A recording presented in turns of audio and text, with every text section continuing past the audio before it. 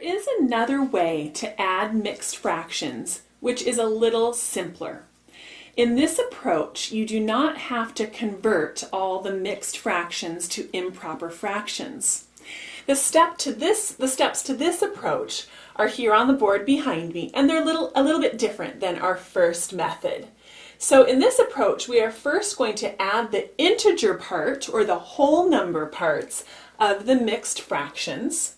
And then our second step will be to add the fraction parts. And our third step will be to add the results of steps 1 and 2. So let's take a look at the same example that we worked on before using this method this time. So our example was, and still is, 2 3/4 plus 3 3/8. So in this method, we're going to start with step 1. And our step 1 is 2, I don't want to confuse it by looking like -1. So I'll just do step 1 here, and we'll set this aside. So step 1 says to add the integer part, or the whole number part, of the mixed fraction. So I'm going to take my 2 and 3 here from these two terms, and I'm simply going to add those two whole numbers together. So over here, I'm going to do step 1, which is 2 plus 3 equals 5. And for right now, I'm just going to set that aside as 5 being part of my answer. This is the answer to step 1, the integer part. Now I'm going to move on to step 2, and I'm simply going to add the fraction parts of my two mixed numbers. So for step 2, I'm going to now work on 3/4 plus 3/8.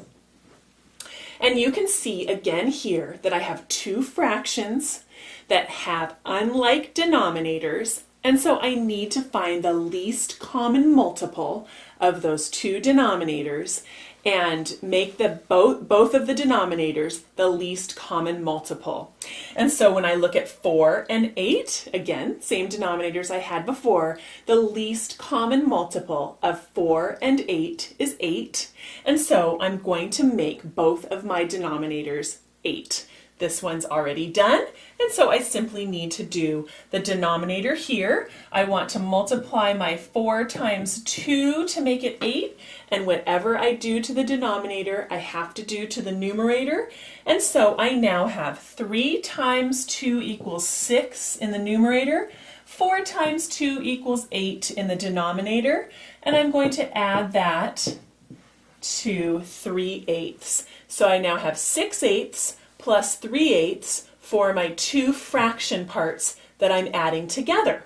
6 plus 3 is 9, and I keep my denominator the same, which is 8. So the answer to adding these two together is that I get 9/8.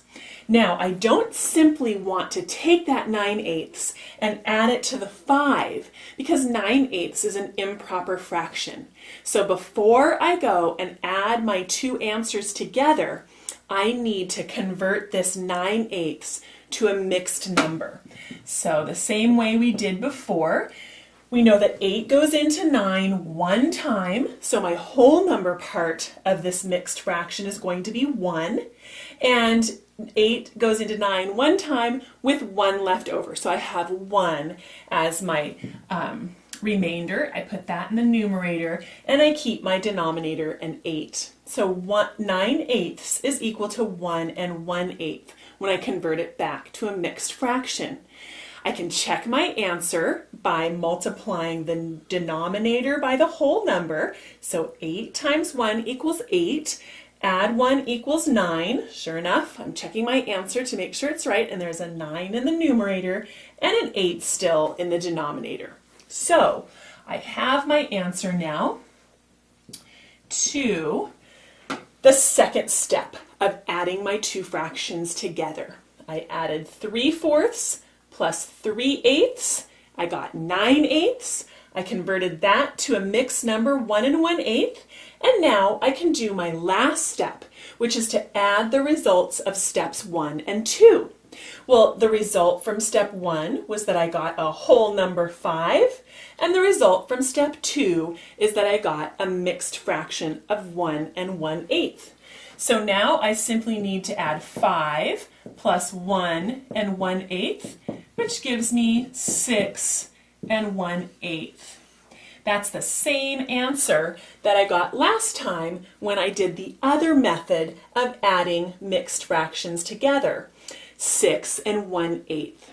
So which method should you use?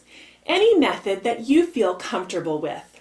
Once you practice many of these problems, you'll begin to see which method you prefer depending on the problem that you're solving.